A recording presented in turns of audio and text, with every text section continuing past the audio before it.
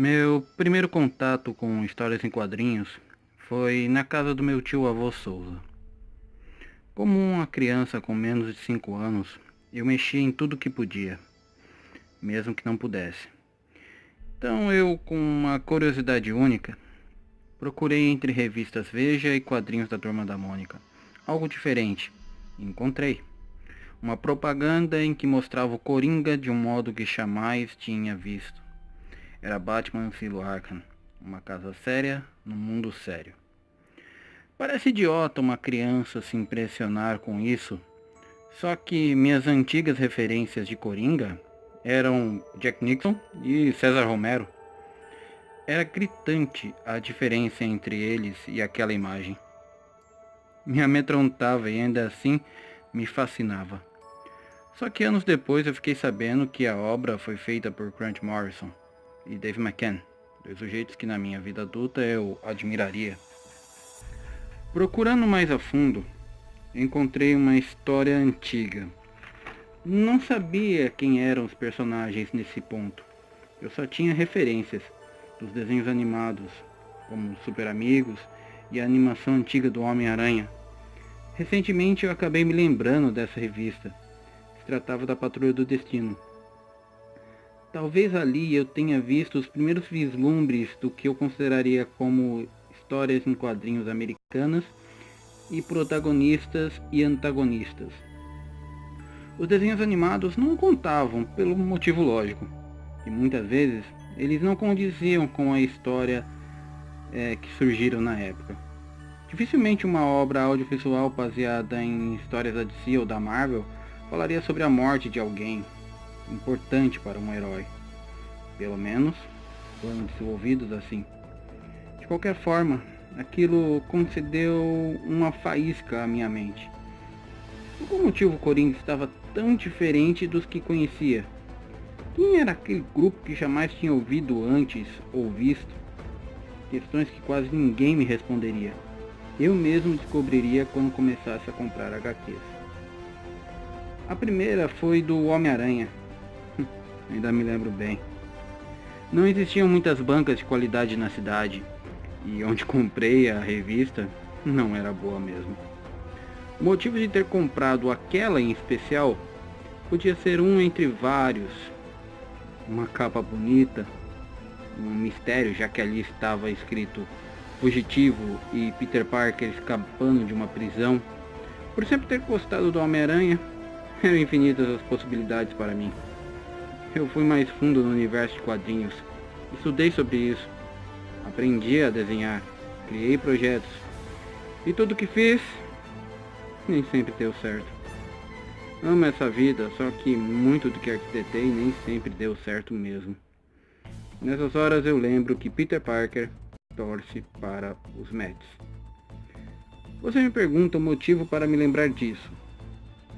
Todo fã do Homem-Aranha sempre lembra de frases de efeito dele, ou as memoráveis, sem contar as perdas na vida pessoal. Poucos são aqueles que sabem dados simples, mas cruciais para a vida do personagem. Um exemplo é do Homem-Aranha ser fã do Mets, um time de beisebol. Isso tudo por conta do Jill Ben. Na história Maybe Next Year, Peter Parker Spider-Man número 33, temos um Peter triste, já que a história se passa no aniversário da morte do seu querido tio e suas lembranças sobre aquele senhor, em especial em um jogo de beisebol. Nela, vemos Ben Parker tentando consolar seu jovem sobrinho, já que Matt vinha perdendo sistematicamente.